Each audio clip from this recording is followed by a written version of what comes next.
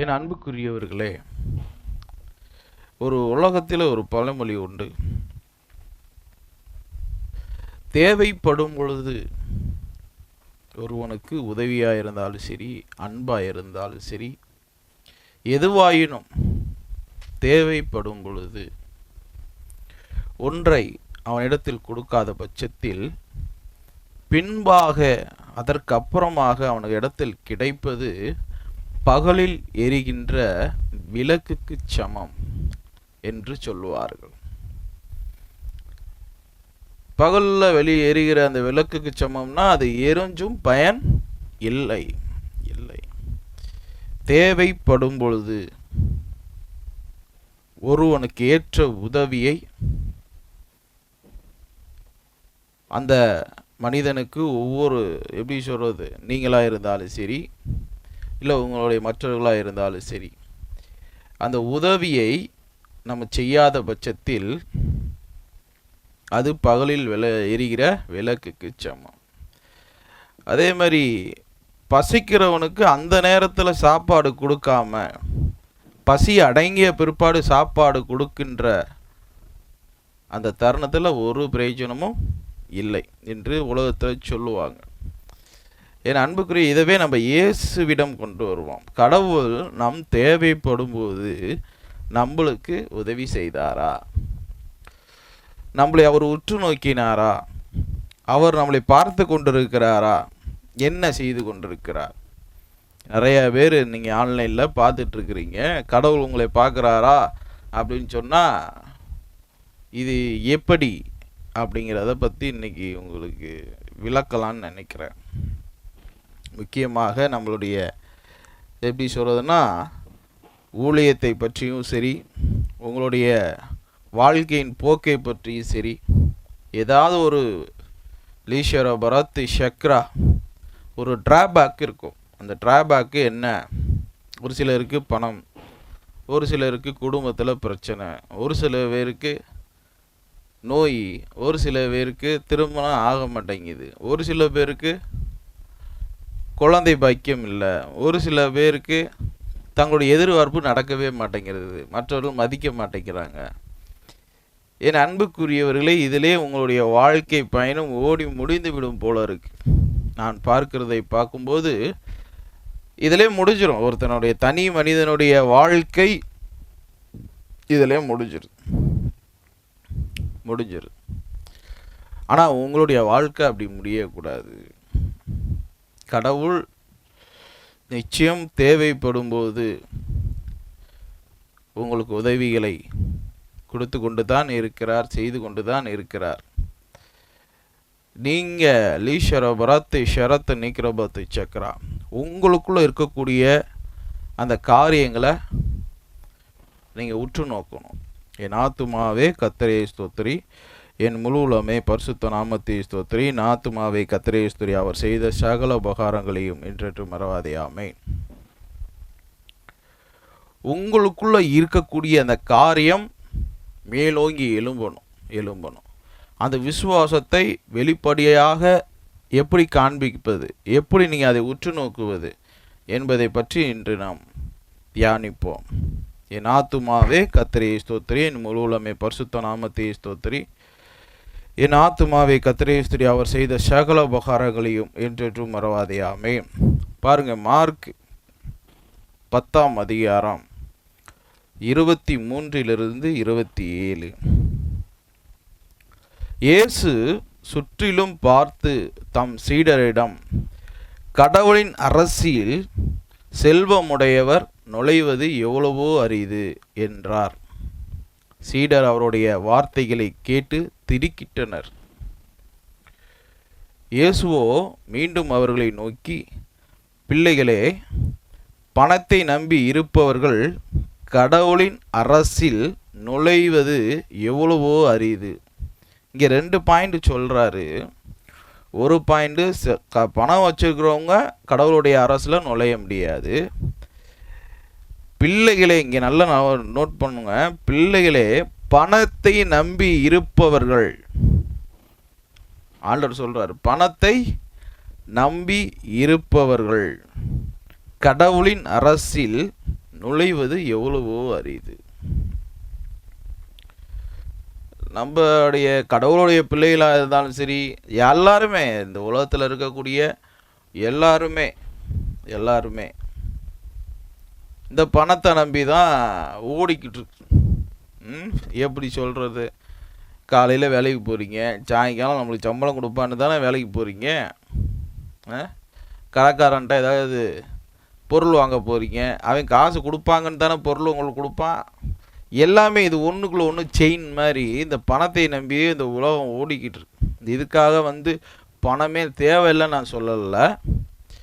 ஆண்டவர் இங்கே தெளிவாக சொல்லுகிறார், பணத்தை நம்பி இருப்பவர்கள், பணம் தான் எதையும் செய்ய முடியும்னு சில பேர் சொல்லுவாங்க. அவர்களை பற்றி இங்கே ஆண்டவர் சொல்லுகிறார், பணம் இருந்தால் நம்ம பிரச்சனை முடிஞ்சிரும்னு சொல்லுவாங்க. பணம் தான்.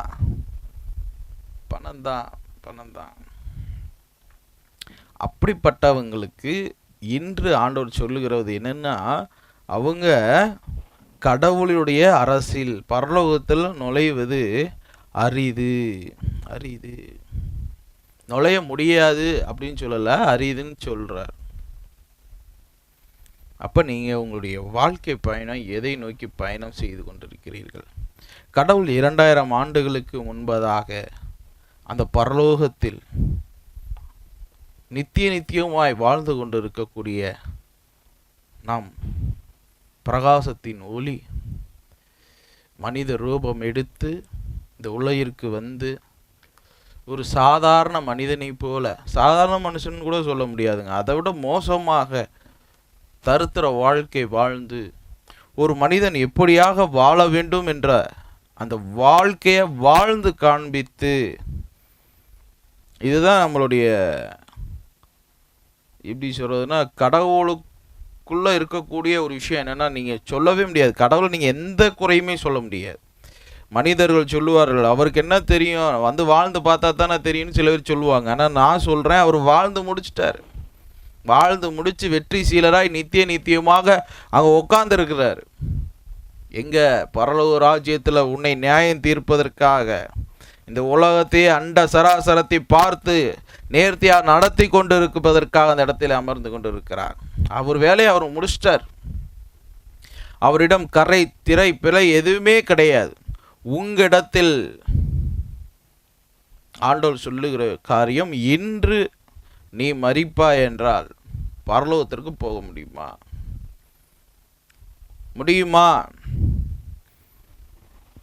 அதே போல தான் நான் ஆரம்பத்தில் உங்களுக்கு ஒரு இது சொன்ன பாருங்க, அவருக்கு பழமொழி சொன்னதை போல, பகலில் லைட் எரிஞ்சோ அது என்ன இல்லை, அது எரிஞ்சோ பிரயோஜனம் இல்லை. இரவில் லைட் எரியணும், தேவைப்படும் போது தேவையானவர்களுக்கு அந்த உதவிகள் போய் சேரணும். இது எதுக்காக சொல்கிறேன் அப்படின்னா, கடவுளிடம் நீங்கள் இப்படிப்பட்ட விசுவாசத்தில் இருக்கிறீர்கள் என்பதை பற்றி தான் உங்களிடத்தில் நான் பேச விருப்பமாக இருக்கிறேன். பகல் எரிகிற லைட்டுக்கு ஒப்பாக இருக்கிறீங்க.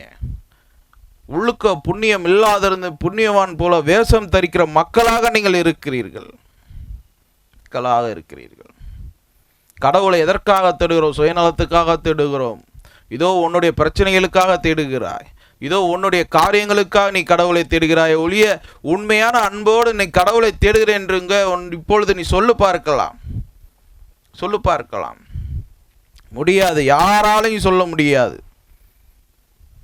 ஏனென்றால் சுயநலத்தோடே நம்ம ஓடிக்கொண்டிருக்கிறோம். ஏதோ ஒரு பிரச்சனையிலிருந்து யாராவது என்னை காப்பாற்ற மாட்டார்களா? இதிலிருந்து என்னை தூக்கிவிட மாட்டார்களா? என்னை இன்னும் மேலாக உயர்த்தி கொண்டு போக மாட்டார்களா? இதற்காக தான் நான் ஓடுகிறாய். என் அன்புக்குரியவர்களே, நான் பல முறை உங்களிடத்தில் சொல்லியும் புரியாத ஒரு விஷயம் என்ன தெரியுமா? ஆண்டவர் சொல்றாரு, எல்லாத்தையும் விட்டுட்டு என் இடத்துல வா, முந்த பரலோக ராஜ்யத்தையும் அது நீதியும் தேடும் பொழுது உனக்கு இவை அனைத்தும் தேவை என்று அவர் அறிந்திருக்கிறார். அவர் கொடுப்பார். அவர் நினைப்பது என்ன தெரியுமா? உண்மையான அன்பு. அந்த அன்பை நீங்கள் அவரிடத்தில் கொடுக்கணும். அவருடைய தேவைகளை நீங்கள் சந்திக்கணும். அவருடைய தேவைகள்னா என்ன? உன் உள் உணர்வு. அந்த உணர்வை அவர் எதிர்பார்க்கிறார். உணர்வு பூர்வமாக நீ அவரை அன்பு செய்கிறாயா? எப்படி எப்படி ஒரு மகன் தன் தகப்பனை நேசிப்பதை போல, தகப்பன் தன் மகனை நேசிப்பதை போல, தாய் தன் மகனை நேசிப்பது போல, மகன் தாயை நேசிப்பதை போல, இப்படிப்பட்ட ஒரு அன்பை, மேலான அன்பை, எந்த பிரதிபலனை எதிர்பார்க்காத ஒரு அன்பை ஆண்டவர் உங்களிடத்தில் எதிர்பார்க்கிறார்.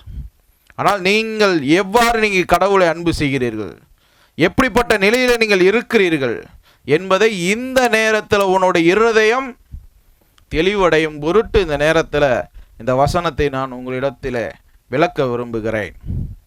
இதுதான் ஆண்டவர் சொல்லுகிறார். பணத்தை நம்பி இருக்கிறவர்கள் ஒருபோதும் கடவுளுடைய அரசில் எளிதாக நுழைய முடியாது. முடியாது முடியாது. பணத்தை வைத்து அனைத்தையும் சாதித்து விடலாம் என்று எண்ணாதீர்கள். பணம் பணம் சோதனைக்குள்ளாக உங்களை அகப்படுத்தும், படுகொலியில் கொண்டு போகும், உங்களை பாதாள வரையும் கொண்டு போகும், அதையும் தாண்டி நரகத்துக்கும் கொண்டு போகும். இதுதான் அப்படிப்பட்ட ஒரு நிலையாக இருக்கிறது. என் அன்புக்குரியவர்களே, இது பெரிய ஒரு பிரச்சனையாகவே இருக்குது. நான் இதை பற்றி நான் அதிகமாக பேசக்கூடாதுன்னு நினச்சிக்கிட்டு இருந்தேன். ஆனால் திருப்பியும் வந்து பார்த்தா இதுக்குள்ளே தான் வந்து நிற்கிது. எல்லாத்துக்கும் பணங்கிறது ரொம்ப அவசியமாக தாங்க இருக்குது. எல்லாத்துக்கும் தேவை. ஒரு சிலருக்கு 10,000 பெரிய விஷயமா இருக்குது, ஒரு சிலர் 1,00,000 பெரிய விஷயமா இருக்குது, ஒரு சிலருக்கு கோடிக்கணக்கில் பெரிய விஷயமா இருக்குது. ஆக மொத்தம் அவன் ஓடிக்கிட்டு தான் இருக்கிறான், ஓடிக்கிட்டு தான் இருக்கிறான். ஒரு விஷயத்தை புரிஞ்சுக்குங்க, நம்மளுக்கு கீழே அநேக கோடி பேர் இருக்கிறார்கள். நம்மளுக்கு 10 லட்சம் கடை அப்படின்னா இன்னொருத்தருக்கு 1 கோடி ரூபா கடை இருக்குது. அப்படிப்பட்டவங்கள நீங்கள் பார்த்துட்டு தானே இருக்கீங்க. அப்போ அவங்கள பார்த்துட்டு நீங்கள் என்ன செய்யணும்? மனசை தேத்திக்கணும். ரைட்டு, நம்மளை விட நிறைய கடன் உள்ளவங்களாம் இருக்கிறாங்க, நம்மளே ஆண்டவர் நடத்திக்கிருக்காரு, ரைட்டு, ஓகே. அந்த கடனை எப்படியா இருந்துச்சு கொஞ்சம் யோசித்து பாருங்களே. ஏதாவது ஒரு ஆடம்பர செலவு பண்ணியிருப்பீங்க, இல்லை தேவையில்லாமல் கடவுள் சொல்கிறத செய்யாமல் வேறு ஒன்றை செஞ்சுருப்பீங்க, எதையாவது ஒன்று கடவுளுக்கு பிரியமில்லாத காரியத்தில் செஞ்சுருப்பீங்க. இல்லை அவனுக்காக நம்பி நிறைய பேர் எப்படி சொல்கிறது, வட்டிக்கு பணம் கொடுக்குறேன்னு சொல்லி கொடுத்து அவன் கொண்டுட்டு ஓடி போயிடுறான். நம்பி ஏமாறக்கூடிய சூழ்நிலையில் தான் நம்மளுடைய வாழ்க்கை இருக்கிறது. நான் உங்களை குறை சொல்லவில்லை, இருப்பினும் கடவுளை பற்றி முழுமையாக நீங்கள் அறிந்திருக்கும் பொருட்டு இனிமேல் வருகிற நாட்களில் உங்களுடைய வாழ்க்கையில் இந்த காரியங்களை விட்டுடுங்க. விட்டுட்டு பணத்தினால் வரக்கூடிய சமாதானம் சும்மா அந்த செகண்டு தான். பார்ப்பேன், நான் நிறைய பேர்த்த பார்ப்பேன். ஒரு சிலர்லாம் நிறைய ப்ரேயர் பண்ணுங்கன்னு சொல்லுவாங்க. அவங்களுக்கு சில வரக்கூடிய காரியங்கள் ஏதாவது வந்து நடந்துருச்சு அப்படின்னு சொன்னால் அவங்க அவ்வளோதான், அந்த டைமுக்கு அப்புறம் இயேசு நிறைய தேட மாட்டாங்க, விட்டுட்டு ஓடி போயிடுவாங்க. அந்த அளவுக்கு தான் அவங்களுக்கு சமாதானம். திருப்பியும் வருவாங்க, என்னென்னா பிரச்சனை இருந்தால் வருவாங்க. என் அன்புக்குரியவர்களே, முக்கியமாக நம்ம கடவுளை தேடக்கூடிய ஆர்சி கத்தோலிக்க திருச்சபையில் உள்ள அத்தனை மக்களுமே கடவுளை ஏதாவது ஒரு நோக்கத்துக்காக தேடணும். ரொம்ப பயபக்தியாக தேடுறாங்கன்னு வச்சுங்களேன். நான் பார்ப்பேன், நிறைய பேர் பார்ப்பேன். நிறைய கோயிலில் கெவின்னு ஒன்று வச்சுருப்பாங்க, அங்கே உட்காந்து நல்லா ப்ரேயர் பண்ணிக்கிட்டு இருப்பாங்க. என்னத்துக்கு ப்ரேயர் பண்ணுறாங்க அப்படின்னு பார்த்தா எதையாவது ஒரு கோரிக்கை இருக்கும். அந்த கோரிக்கை முடிஞ்சிருச்சு, நிறைவேறிடுச்சுன்னா அடுத்து அவங்கள பார்க்கவே முடியாது. திருப்படி கொஞ்ச நாள் கழிச்சு ஏதாவது ஒரு சூழ்நிலை வந்தாங்க அப்படின்னா ஏதாவது திருப்படி ஒரு கோரிக்கை இருக்கும். இப்படி தான் ஓடிக்கிட்டு இருக்கு நம்மளுடைய கத்தோலிக்க திருச்சபை. என் அன்புக்குரியவர்கள், ஞாயிற்றுக்கிழமை பூசைக்கு வராங்களா? பூசைக்கு எதுக்கு வராங்க தெரியுமா?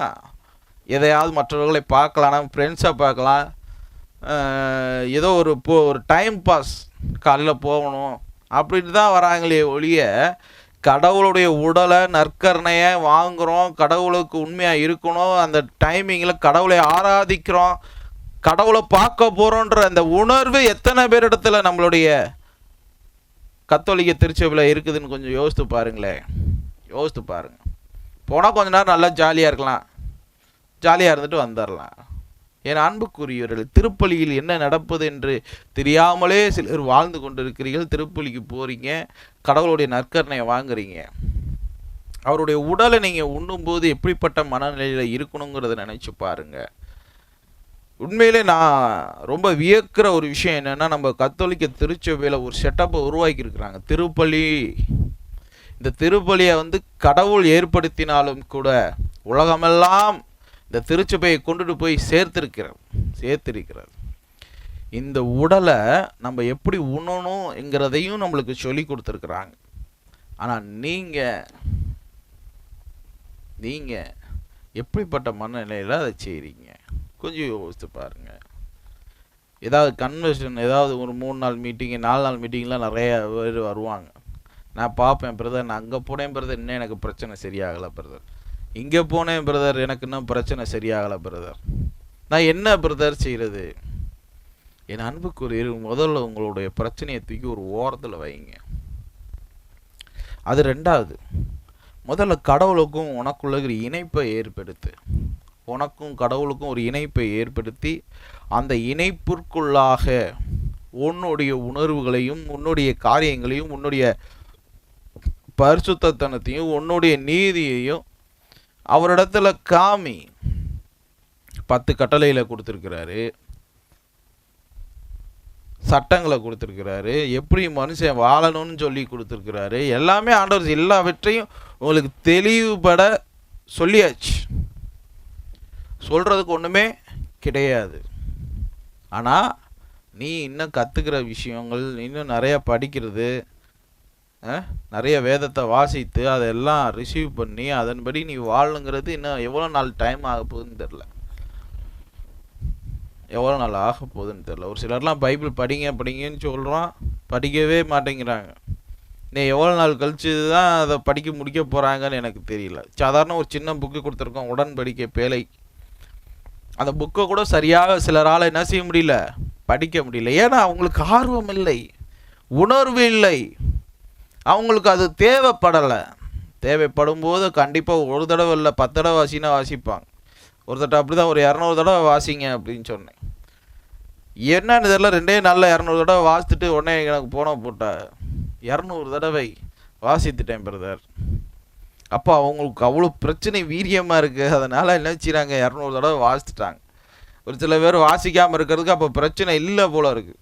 பிரச்சனையை கொடுத்தாருன்னா ஆண்டவர் 200 தடவை இல்லை 300 தடவை கூட ஒரே நாளில் வாசிக்கக்கூடிய மனநிலையே உங்களுக்கு வரும்.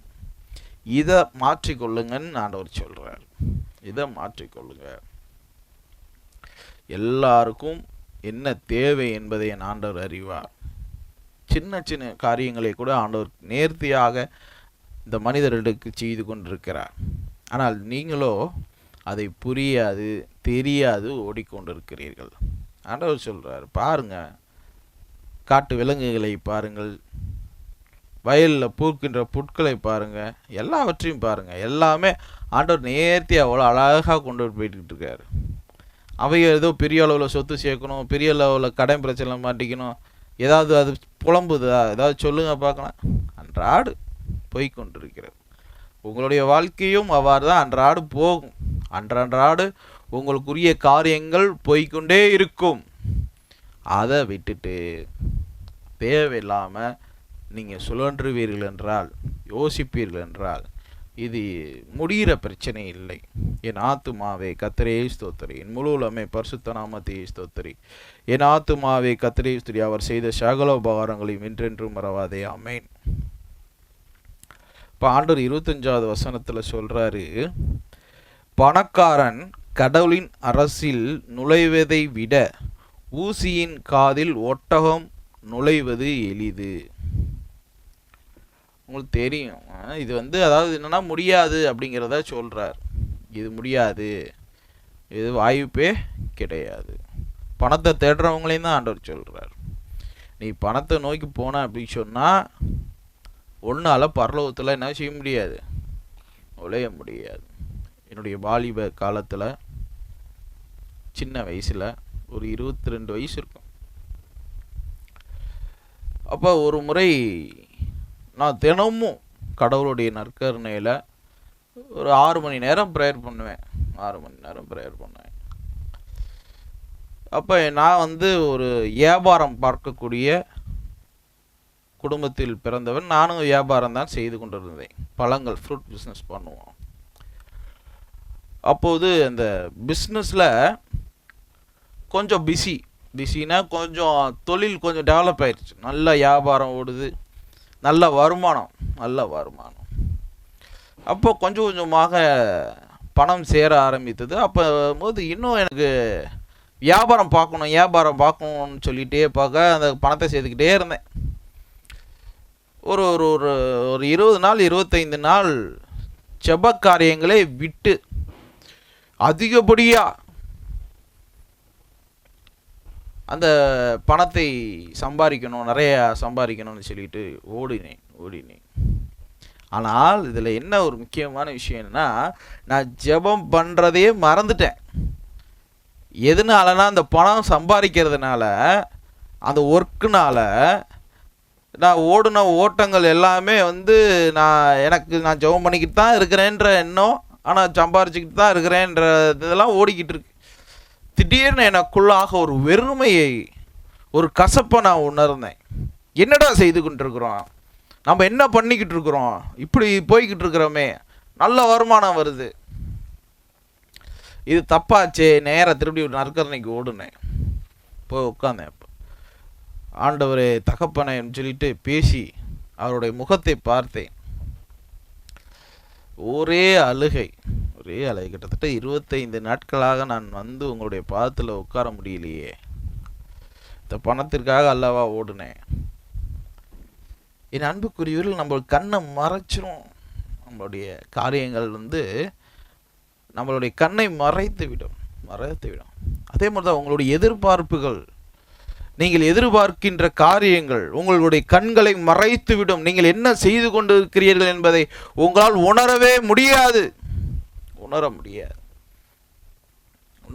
என்ன செஞ்சுக்கிட்டு இருக்கிறோன்னு தெரியாது. ஆனால் நம்ம நல்லா தான் இருக்கிறோம், நம்ம சரியாக தான் இருக்கிறோம், நம்ம கரெக்டாக தான் போய்கிட்டு இருக்கிறோம், எல்லாமே இருக்குது. ஆனால் என்ன நடக்குதுன்னு தெரியாது.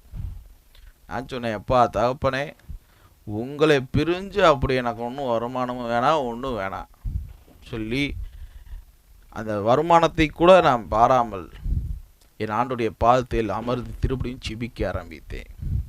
திருப்படியும் அதெல்லாம் அப்படியே போயிடுச்சு.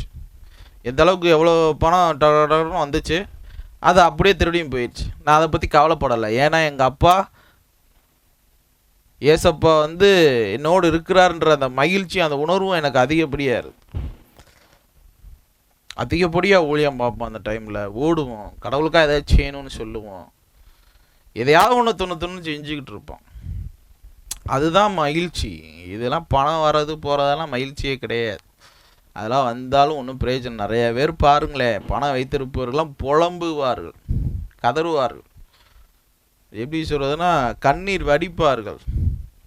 ஆனால் என்ன செய்கிறது, கால சூழ்நிலை அவங்க அதை விட்டு அவளை சீக்கிரம் வெளியே கொண்டுட்டு வரவும் முடியாது.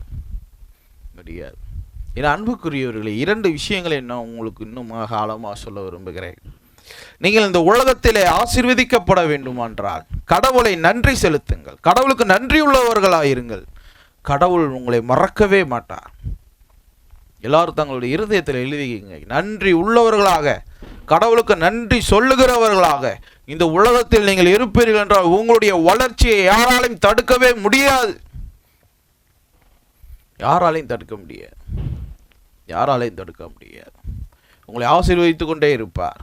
அதனால தான் பார்த்தீங்கன்னா நம்ம கோயிலில் கூட இந்த குழந்தை சிறுவத்துக்கு மேலே எழுதியிருப்பாங்க, என்னை இன்னும் மகிமை செய்ய செய்ய உன்னை என்ன செய்வேன், ஆசீர்வதிப்பேன். எதுக்கு அதை எழுதியிருக்காங்கன்னு யோசிச்சிருக்கீங்களா? எல்லா கோயில்களிலும் எழுதியிருக்கும்.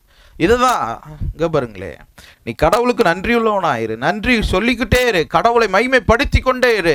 உன்னால் என்னென்ன செய்து கடவுளை மகிமைப்படுத்த முடியுமோ அவையெல்லாம் செய், கடவுளுக்கு செய். உன்னை ஆண்டவர் ஆசீர்வதித்து உன் களஞ்சியங்கள் நிரம்ப வேணான்னு சொல்ற அளவுக்கு உன்னை ஆசீர்வதித்து உயர்த்துவார்.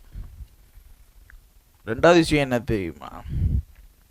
பரலோகத்தில் நீ நித்தியமாக வாழ நினைச்சின்னு வை, நீ உயிருள்ள நாளெல்லாம் கடவுளுக்கு முன்பதாக தன்னுடைய பாவங்களை அறிக்கை செய்து பாவத்தை விட்டு கடவுளுக்கு உண்மை உள்ளவனா நீ வாழ்வாய் என்றால் நிச்சயம் பரலோகத்தை கொடுப்பார். இந்த உலகத்தில் நீங்கள் செய்ய வேண்டியது இந்த 2 விஷயம் தான். முக்கியமாக இந்த க்ளோரியா மினிஸ்ட்ரியில் இருக்கக்கூடிய ஒவ்வொரு பிள்ளைகளுக்கும் நான் சொல்லுவது இதுதான். அன்றாட தினமும் நீங்கள் பாவனிப்பு கேட்கணும். ஒரு விஷயம் நல்லா தெரிஞ்சுங்க, நீங்கள் பாவனிப்பு கேட்க பாவத்தை விட்டுடுவீங்க, பாவம் செய்ய மாட்டீங்க. திருப்படி செய்யணும்னா நீங்கள் பாவனிப்பு கேட்டுக்கிட்டு இருக்கிறது உங்களுக்கு மனசை குத்தும். ஐயோ நம்ம பாவனிப்பு இருக்கு, திருப்படி நம்ம பாவம் செய்கிறதா அப்படின்னு சொல்லி நிறைய பேர் சொல்றது அதுதான், என்னால் பாவத்தை விட முடியல. நான் சொல்றேன், பாவத்தை அறிக்கை செய், தினமும் செய். பாவத்தை தினமும் அறிக்கை செஞ்சுட்டு விட்டுடு. பாம்பை கண்டு விலகுவதை போல பாவத்தை விட்டு விலகு. நீ பாவம் செய்ய மாட்ட, நீ பரலோகத்தில் இருப்பாய், உன்னை சுத்தம் பண்ணிடுவார் ஆண்டவர். இந்த 2 விஷயத்தை நீங்க செய்யணும். வேற ஒண்ணுமே இல்லைங்க. இந்த உலகத்துல வேற ஒன்றுமே இல்லை, ஒண்ணுமே கிடையாது. ஆண்டவர் இதைத்தான் சொல்லுகிறார். அந்த ஒட்டகத்துக்குடைய ஊசியின் காதில் ஒட்டகம் நுழைவதை போல முடியாது, நுழையவே முடியாது. அவர்கள் இன்னும் அதிகமாக மலைத்து போய் 26 மலைத்து போய் பின் யார் தான் மீட்பு பெற முடியும்? ஆண்டவர்கிட்ட கேட்குறாங்க. பின்ன யார் தாங்க மீட்பு பெற முடியும்? கேட்கலாம் நீங்க, யாரு தான் மீட்பு பெற முடியும்? யார் தான் பரலோகத்துக்கு போவா? இப்போ ஆண்டவர் சொல்றாரு பாருங்க, என்று தங்களிடையே பேசிக்கொண்டனர். இயேசு அவர்களை உற்று நோக்கி, மனிதரால் இது முடியாது. ஆண்டவர் சொல்றார், உன்னால முடியாது, ஆனால் கடவுளுக்கு அப்படி என்று, கடவுளால் எல்லாம் முடியும் என்று சொன்னார்.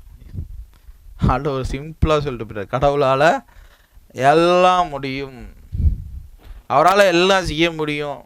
அவரால் முடியாது ஒன்று உண்டோ இந்த உலகத்துல? அவரால் முடியாது எதுவுமே கிடையாது. அவர் உனக்கு என்ன நியமித்திருக்கிறாரோ, அவர் உனக்கு என்ன கட்டளையிட்டு இருக்கிறாரோ, அவர் உன்னை கொண்டு என்ன செய்யணும்னு நினைக்கிறாரோ அதுக்கு உன்னை அர்ப்பணி. குயவன் கையில் கனிமனை போல உன்னை அர்ப்பணி. அவர் வளைக்கட்டும், உன்னை அவர் நடத்துவாருங்க, நடத்துவார், நடத்தி கொண்டே இருப்பார். இது பாருங்களேன், இந்த உலகத்தையே ஆண்ட நிறைய மனிதருடைய வாழ்க்கை வரலாற நான் படிச்சிருக்கேன். நீங்களும் படிக்கணும், எல்லாரும் படிங்க. பாருங்க, அலெக்சாண்டர்னு ஒருத்தர் இருந்தார். அவரு தனக்குள்ள சொல்லி கொண்டார், நம்மளுக்கு விரோதமாக எவனுமே இருக்கக்கூடாது, இருந்தால் அவன் பொணமாக தான் இருக்கணும், செத்துறணும், அவனை கொன்றணும். எந்த நாடாக இருந்தாலும் சரி, யாராக இருந்தாலும் சரி, ஒரே ஒரு மனிதனை எதிர்ப்பதற்காக அந்த நாட்டில் உள்ள அத்தனை மக்களையும் கொன்றானா. அந்த மனிதன் என்ன செஞ்சாரா, கடைசியில் இறக்கும் தருவாயிலே ஏதோ நோய்வாய்ப்பட்ட இறந்ததாக நான் புக்கிலே படித்தேன். அப்போது அவர் இறக்குவதற்கு முன்பதாக அவர் சொன்னாரா,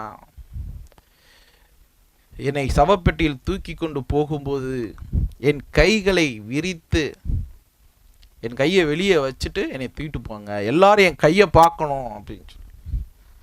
அப்போ அவருடைய பணியாளன் கேட்டாராம், அரசே ஏன் இப்படி சொல்றீங்க அப்படின்னு. இந்த உலகத்தையே ஆண்ட அரசன், இந்த உலகத்தையே ஆட்டி படைத்த நான் இந்த உலகத்திலேருந்து எதையுமே எடுத்துட்டு போகலங்கிறத அந்த மக்கள் புரிஞ்சுக்கணும். எல்லாரும் என்னை பார்க்குறவங்க எல்லாம் தெரிஞ்சுக்கணும். இவ்வளோ சுகபோக வாழ்க்கை, இவ்வளோ எல்லாம், ஆனால் இருந்தாலும் கடைசி நாட்களில், கடைசி நேரத்தில் இந்த மனிதன் ஒன்றுமே கொண்டு போகல. அதைத்தாங்க ஆண்டவர் சொல்றாரு, மனிதனே நீ மண்ணா இருக்கிறாய், மண்ணுக்கே திரும்புவாய். போகும்போது என்னத்தை எடுத்துட்டு போகிற? போட்டிருக்கிற நெத்தியில் வச்சிருக்க அந்த ரூபா காசை கூட என்ன செஞ்சிருவாங்க, உனக்கு எடுத்துட்டு தான் புதைப்பாங்க, அதையும் கூட விட மாட்டாங்க.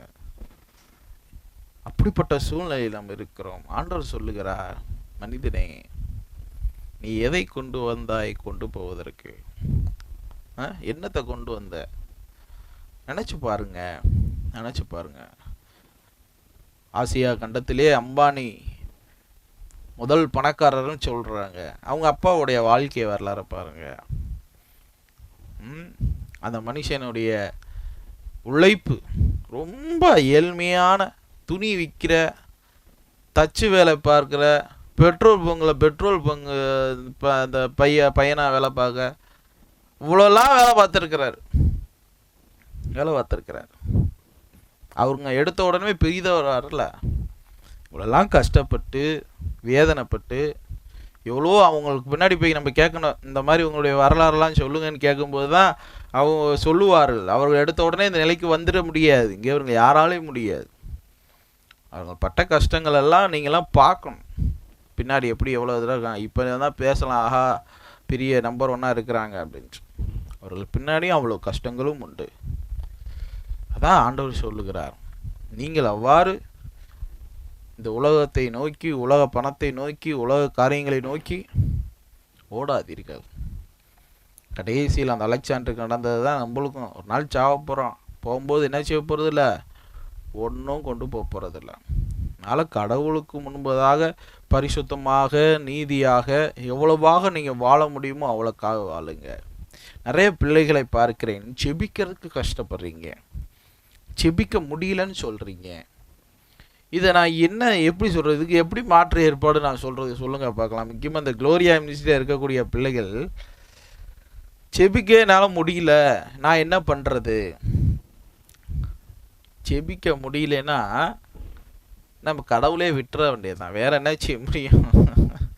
கடவுளை முழுமையாக நீ அன்பு செய்கிறேன் அப்படின்னு சொன்னால் அவர் பாத்துல போய் உட்காரணும் இல்லையா? ஆண்டவர் எப்படிப்பட்ட அன்பு அவங்கள்ட்ட எதிர்பார்க்குறாருங்கிறதையும் சொல்கிறேன் கேளுங்க.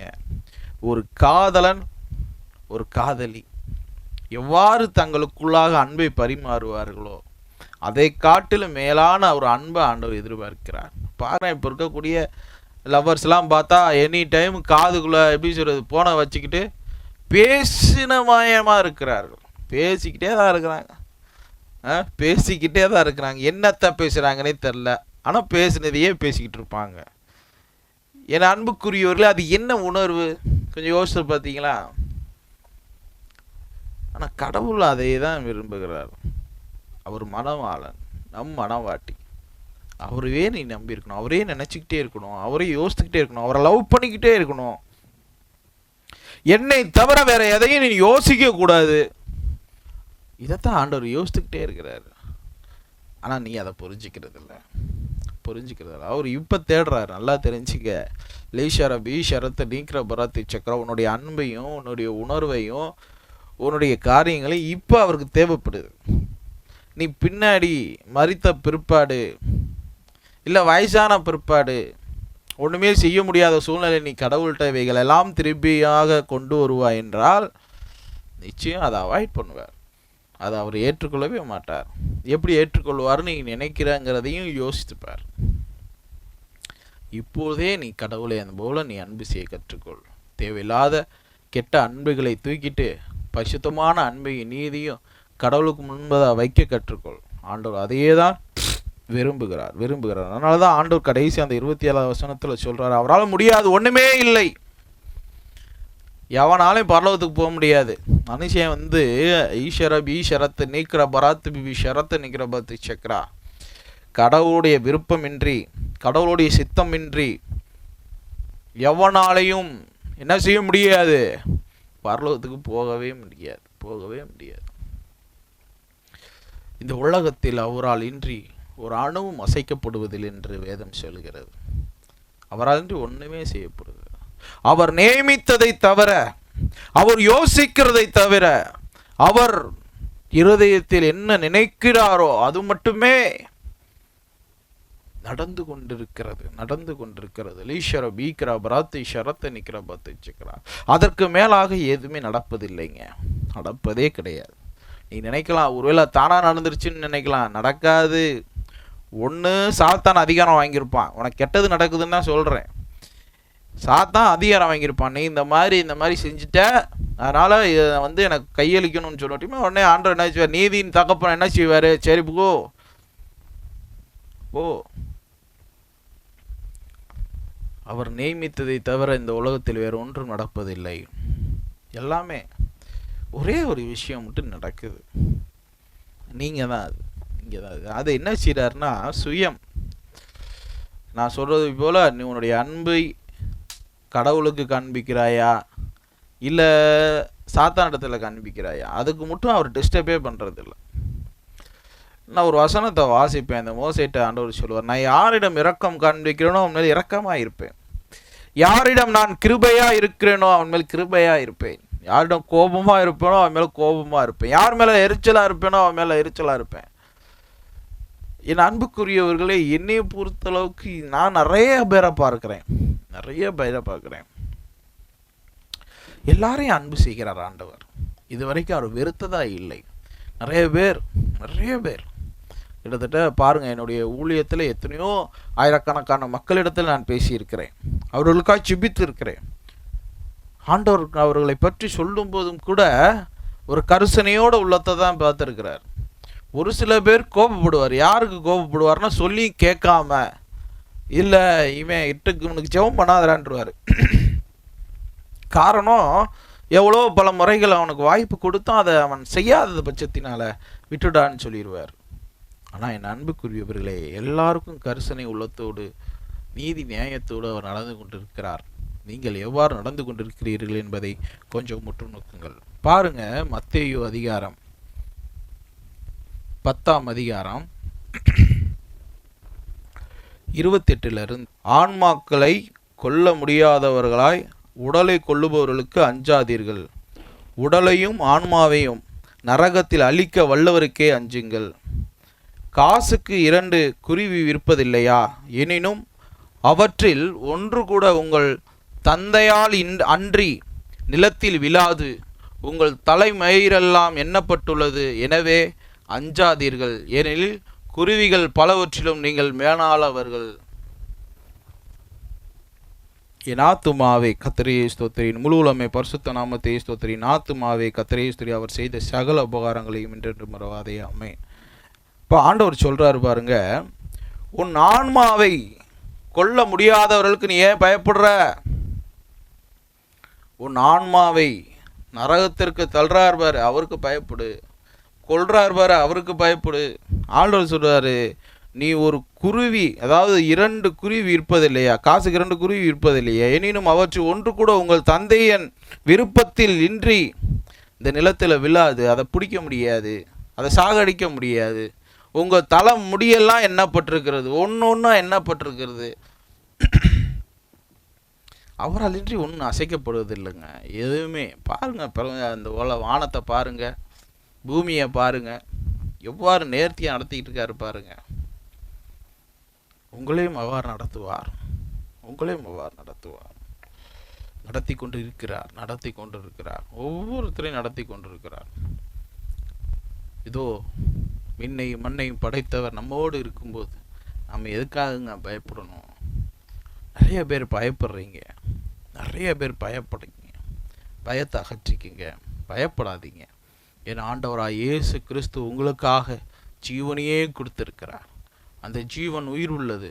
அந்த ஜீவன் மேலாக சக்கரம் அந்த ஒன்றுமே கிடையாதுங்க, ஒன்றுமே கிடையாது. என் ஆத்துமாவே கர்த்தரையே ஸ்தோத்திரி, முழு உலகமே பரிசுத்த நாமத்தை ஸ்தோத்திரி. என் ஆத்துமாவே கர்த்தரையே ஸ்தோத்திரி, அவர் செய்த சகல உபகாரங்களை என்றென்றும் மறவாதே. ஆமென். உங்களுடைய வாழ்க்கையை பரிசுத்தப்படுத்திக் கொள்ளுங்கள். உங்களுடைய நீதியை பரிசுத்தப்படுத்திக் கொள்ளுங்கள். உங்களுடைய நீதி கடவுளுடைய நீதி அல்ல. உங்களுடைய காரியம் கடவுளுடைய காரியங்கள் அல்ல. எல்லாவற்றுக்கும் மேலாக பரிசுத்தமான காரியங்களை ஆண்டவர் உங்களுக்கு வெளிப்படுத்தியிருக்கிறார். வேதத்திலே நிறைய காரியங்களை உங்களுக்கு சொல்லி கொடுத்துருக்காரு. இப்படித்தான் இருக்கணும்னு சொல்லி. நீங்களா ஒரு நீதியை வைத்து கொண்டு அதற்குள்ளாக ஓடக்கூடாது. உங்களுக்கென்று காரியங்களை எதுவும் நியாயப்படுத்தாதீங்க. கடவுள் என்ன சொல்கிறாரோ அதன்படி தான் நீங்கள் வாழணும். இந்த உலகத்தில் அவரால் இன்றி ஒன்றும் நடக்கிறது இல்லை அப்படிங்கிறத நீங்கள் ஆழமாக புரிஞ்சுக்கிட்டீங்கன்னு நினைக்கிறேன். அதே போல தான் இனி வருகிற நாட்களிலும் உங்களுடைய வாழ்க்கையில் நடக்கிறதும் அவரால் இன்றி எதுவும் நடக்க போகிறது கிடையாது. உனக்கு என்ன நடக்கணும், என்ன நடக்க போகுது எல்லாமே அவருக்கு தெரியும். அவர் உன்னை தண்டிக்கணும்னு நினச்சா தான் உன்னை தண்டிக்க முடியும். அவர் உன்னை அழிக்கணும்னு நினச்சா தான் உன்னை அழிக்க முடியும். அவர் நீ நல்லா இருக்கணும்னு நினச்சா தான் நீ என்ன செய்ய போகிற, நல்லா இருக்க முடியும். இல்லைன்னா ஒன்றுமே நடக்காது. என் ஆத்துமாவை கர்த்தரை ஸ்தோத்திரி, முழு உலகமே பரிசுத்த நாமத்தை ஸ்தோத்திரி. என் ஆத்துமாவை கர்த்தரை ஸ்தோத்திரி, அவர் செய்த சகல உபகாரங்களையும் என்றென்றும் மறவாதே. ஆமென். என் அன்புக்குரியவர்களே, ஒரு ட்ராக்ஸ் கொடுத்துருக்கோம். அந்த ட்ராக்ஸை வாங்கி எல்லாரும் படிங்க. முதல்ல நிறைய பேர் நம்மளுடைய மினிஸ்ட்ரியில் இருக்கவங்க கூட நிறையா படிக்கலைன்னு நினைக்கிறேன். இந்த உலகமெல்லாம் தனதாக்கி கொண்டாலும் தன் ஆத்துமாவை இழப்பாயானால் உனக்கு வரும் பயன் என்ன? பயன் என்ன? இந்த ஆத்துமாங்கிறது ரொம்ப முக்கியம். இந்த ஆத்துமா உங்களுக்குள்ளே இருக்குதாங்கிறது சிலருக்கு டவுட்டு. நம்மளுக்குள்ளே ஆத்துமா இருக்கா அப்படின்னு நான் பல தடவை உங்களுக்கு சொல்லியிருக்கிறேன். இந்த உடல் 3 விதமான காரியங்களால் ஆண்டவர் உண்டு பண்ணியிருக்கிறார். ஆன்மா, ஆவி, சரீரம். இந்த 3மே அதை பற்றி நான் தெளிவாக நான் அந்த ட்ராக்ஸில் உங்களுக்கு நான் எழுதியிருக்கிறேன். அதை நீங்கள் எடுத்து வாசிங்க. முதல்ல ஒவ்வொரு வீட்லேயும் கண்டிப்பாக இருக்குன்னு நினைக்கிறேன். அப்படி இல்லைன்னா கூட பிரதர்கிட்ட கேட்டு வாங்குங்க, நீங்களும் படிங்க, எல்லாருக்கும் கொடுங்க. எல்லாருக்கும் கொடுங்க. என்ன செய்ய முடியுங்கிறத கொடுங்க. அதை படிக்கணும். முதல்ல இந்த உலகத்தில் எதுவுமே நிரந்தரம் கிடையாது. நிறைய புனிதர்களுடைய வாழ்க்கையை பாருங்கள். எவ்வளோ காரியங்களை விட்டு கடவுளுக்காக எப்படி சொல்கிறது, குளிர்லையும் பனியிலையும் தன்னுடைய உயிரை கொடுத்து ஊழியம் செஞ்சாங்க. அப்படினால தான் இன்றைக்கி உட்காந்து நம்ம பேசிக்கிட்டு இருக்கோம், இன்றைக்கி நம்ம உரையாடிக்கிட்டு இருக்கிறோம். இல்லைன்னா அதெல்லாம் எதுவுமே நடக்காது. வாழ்க்கையில் மனிதன் எதையாவது ஒன்று நோக்கி பயணம் செய்யணும்னு நினைக்கிறேன். நான் சொல்கிறேன், நீ பயணம் செய்கிறது பரலோகத்தை நோக்கி பயணம் செய். கடவுளுடைய ஊழியத்தை உன்னுடைய கரங்களை எடுத்து செய். கண்டிப்பாக யாரும் தோக்கலைங்க. கண்டிப்பாக யாரும் தோக்கவும் மாட்டாங்க. தோக்கவே மாட்டாங்க.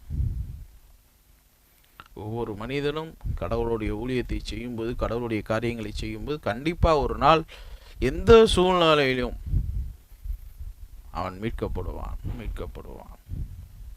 பாருங்க, நம்மளுடைய அப்போஸ்தலர் 12 சீடரில் ஒருத்தர் தோமையார். அவர் இந்தியாவுக்கு வந்தப்போ ஒரு அரசர்கிட்ட, அவர் நல்ல ஒரு இன்ஜினியர், கட்டிடம்லாம் கலையெல்லாம் கட்டுறதுலாம் நல்ல பேர் போன ஆளுன்னு சொல்கிறாங்க.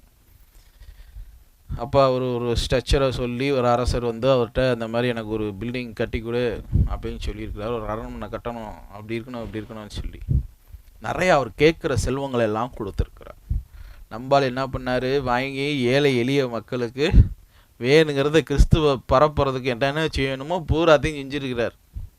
எல்லாத்தையும் பண்ணிவிட்டு ஒரு நாள் பார்வையிட வரலாம் அப்படின்னு சொல்லிட்டு வந்திருக்கிறார். பார்த்தா ஒன்றுமே நடக்கலை.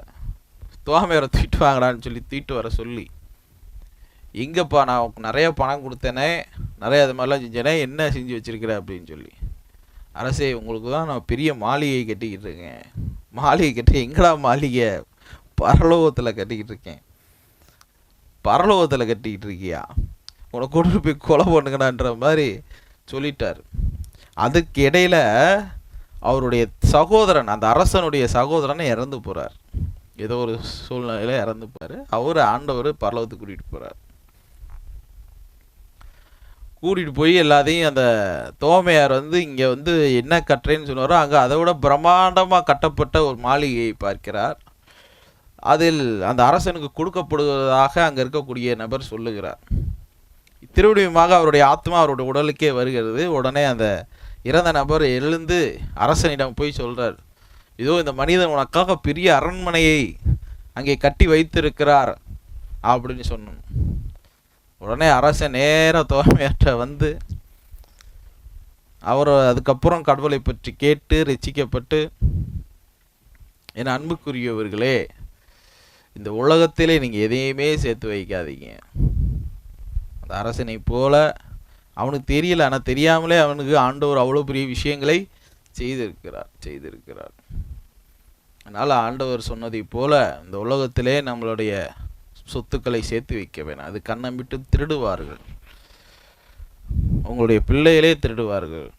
நீங்கள் நம்பியிருக்கிறவர்கள் திருடுவார்கள். பாருங்கள், எவனையுமே நம்ப முடியலங்க. யாரையுமே நம்ப முடியல. இந்த பணத்தில் யாரையுமே நம்ப முடியல. ஒரு சிலர்லாம் பார்ப்பாங்க, எப்படி சொல்கிறதுனா, ஏதாவது ஒரு ஒரு ஒரு 500 ரூபாயோ ஒரு 1000 ரூபாயோ கடையில் வேலை பார்க்குறவர்களாக இருக்கட்டும், எதுவானாலும் இருக்கட்டும், நம்பவே மாட்டாங்க. என்னடா அது, ஒரு மனுஷனை நம்பாமல் இப்படி இருக்கிறாங்களே. ஆனால் அது உண்மைதான் போல இருக்குங்க. நிறைய பேரை நான் பார்த்துட்டேன். யாரெல்லாம் ரொம்ப நம்பி ஒரு சில காரியங்களை ஒப்படைக்கிறார்களோ அவர்களுக்கும் சில ஆசைகள் வந்துடுது. ஆசைகள் வந்துடுது. அந்த ஆசை உணர்வு மூலம் அந்த பணத்தை என்ன செஞ்சாராங்க, அவங்க இஷ்டத்துக்கு செலவு பண்ண ஆரம்பிச்சாராங்க. எடுத்து யார் நம்மளை பார்த்துக்கலாம் அப்படின்னு சொல்லி. ஆனால் அது ஒரு நாள் தெரிஞ்சு விடுகிறது. தெரியாமல் இங்கே பாருங்களேன், எல்லாமே தெரிஞ்சிடும். ஒரு நாள் எல்லாமே தெரிஞ்சிடும், மறைக்கப்படுறதுக்கு ஒன்றுமே இல்லை. அப்போ வேதனைப்படுறதா? உன்ன மேல் நம்பிக்கை வச்சவன் எப்படி இருப்பான், மனசு எப்படி இருக்கும்?